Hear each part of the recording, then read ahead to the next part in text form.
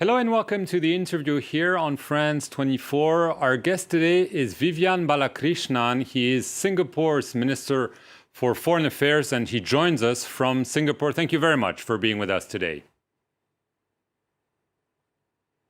Hi, good morning. Pleased to join you. Mr. Balakrishnan, as of this Friday, Singapore is entering the second phase of its reopening. Small gatherings of up to 5 people will be allowed. People will be allowed to go back to restaurants and also to shop at retail outlets. Does this mean that this is the end of the pandemic in your country? No, it's not the end of the pandemic. But I would say today is a very special day and people are very happy because it marks the day that almost all economic activities resume. People are going to work. People are getting the opportunity to meet friends, to dine. So you'll see a lot of more faces on the street, more happy faces. But it's not the end of the pandemic. In fact, reopening is a time that you need to be even more vigilant. I mean, if you look at what's happened in many other places in the world, this is precisely the moment where if you let your guard down, we will get subsequent waves. So we spent the last 2 months preparing for this, in particular stepping up our medical facilities and especially stepping up the ability to test at scale and test quickly, and also in the field of contact tracing. Because what happens is that if you get any resurgence anywhere, you want to be able to identify it early, go in quickly, clamp it down, make sure it does not become a supercluster. So it's a time of, I would say, anticipation on the part of people, but also a time of greater vigilance and some anxiety on the part of authorities. We are keeping a very close watch.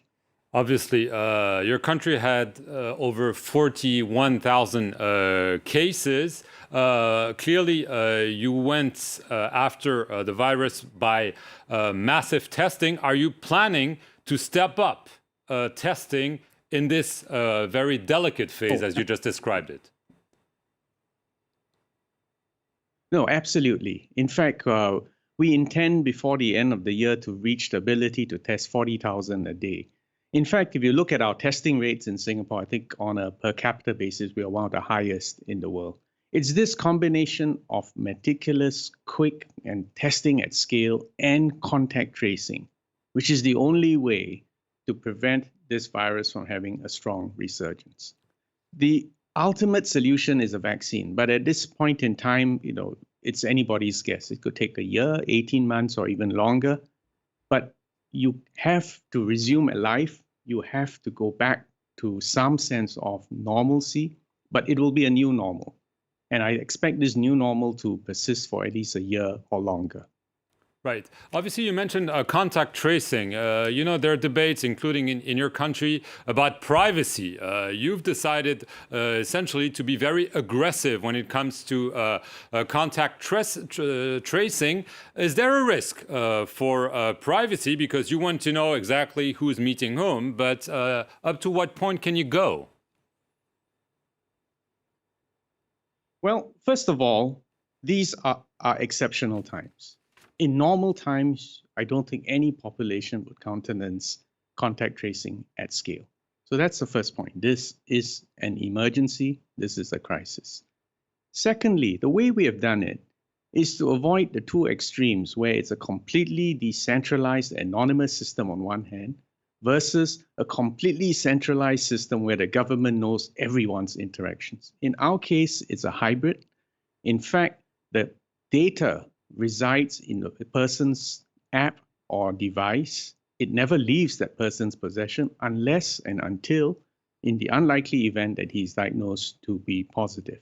At that point, and only at that point, is that data then uploaded in order to identify close contacts so that they can be warned, they can have testing done, and in turn, we can have a second round of contact tracing. In a sense, you have to go after contacts of contacts. It was not possible in the past when you didn't have sufficient testing facilities and you didn't have sophisticated contact tracing. But with these two limbs available, you can now get back to some semblance of a normal life and still live with the virus and deal with it aggressively when we have to. So it's about getting the balance right. I think every society has to find the right balance between respect for privacy, personal privacy on one hand, and protection of public health on the other hand. And every society will have a slightly different answer. It depends on your national circumstances, depends on your history, depends on the strength of your social compact and trust within your society. I want to get now to the consequences.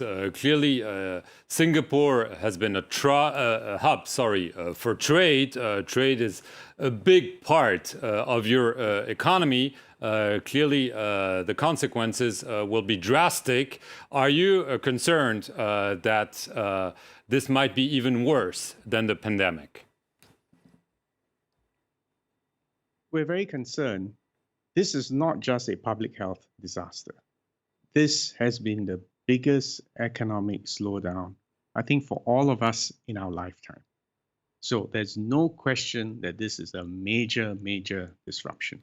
Even in the case of Singapore, we estimate that our economy will be affected by somewhere between -4 to -7%. This will be the worst recession that we've ever faced. If you look in terms of the government's response, in particular the fiscal response, we've put almost an extra 100 billion Singapore dollars to support our people, to increase the level of health facilities, to protect jobs, to keep cash flows for companies going, to extend credit lines, legislative changes. These are unprecedented interventions, but we believe these are essential because you do need to keep your workers and your enterprises viable and ready for the time that the pandemic recedes, and then you can rebound. That's the immediate response. There is another longer term agenda, which is that in fact, COVID-19 has not altered the course of history or even of economic development. It's accelerated it. And the longer term changes, for instance, the impact of digitalization on the economy, its impact on jobs, its impact on the sort of skills that people need, all these require a massive restructuring of your economy, a reskilling of your workforce. And you do need to spend the resources and invest the time and the effort to get this restructuring done. The biggest mistake would be first, not to do anything, in which case you'll have a massive crash and it'll be impossible to reboot your economy. We've been focusing a lot on our efforts on helping our people, on restructuring the economy, maintaining our hub status, maintaining our reputation for reliability and for honoring contracts. Yes. And I would share with you that even in all these past few months, our airports and ports have continued to function. Right. Obviously, tourism has fallen off a cliff. And in fact, many of the flights, even the passenger planes, in fact, are carrying cargo.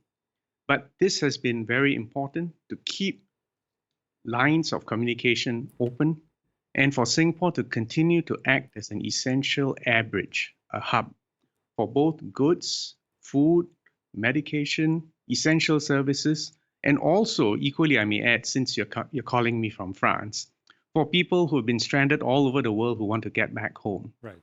And many of these people have transited in Singapore. So we've quietly but effectively played this role as a bridge. Right. I want to get to the rising tensions between the US and China in the region. Many are speaking, including the Chinese foreign minister, of a new Cold War. How concerned are you? Clearly, this will have an effect on your country.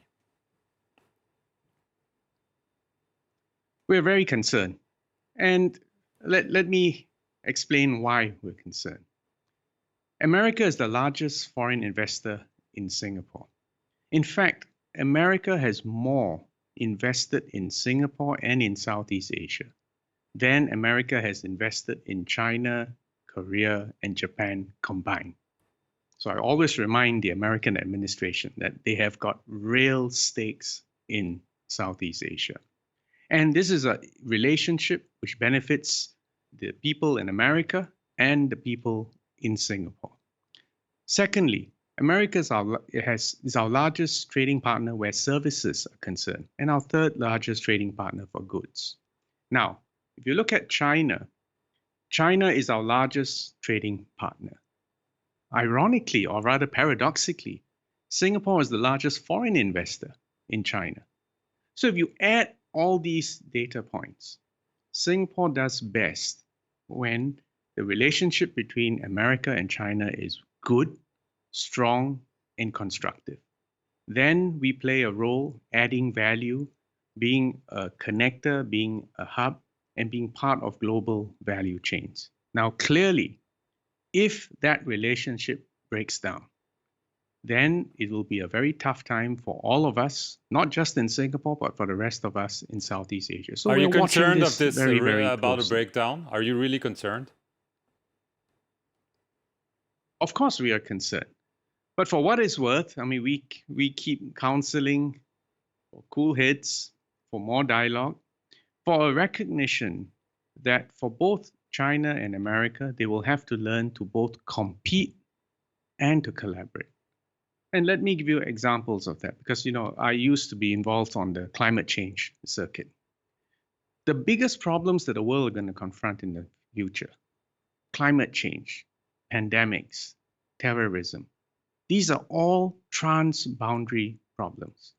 Without the two biggest resident powers in the world, and I would add Europe to that equation, without that cooperation, openness, and collaboration, we will not solve any of the existential transboundary problems the world is going to face. So those of us who continue to believe in multilateralism need to speak up, need to make the case for it, and need to operate on that basis. So these are not just words, but we have to show through our actions, and particularly our actions in the midst of a crisis, speak even more loudly than just mere bland pronouncements. Mr. Foreign Minister, I want to thank you very much for granting us this interview here on France 24, and thank you for watching it.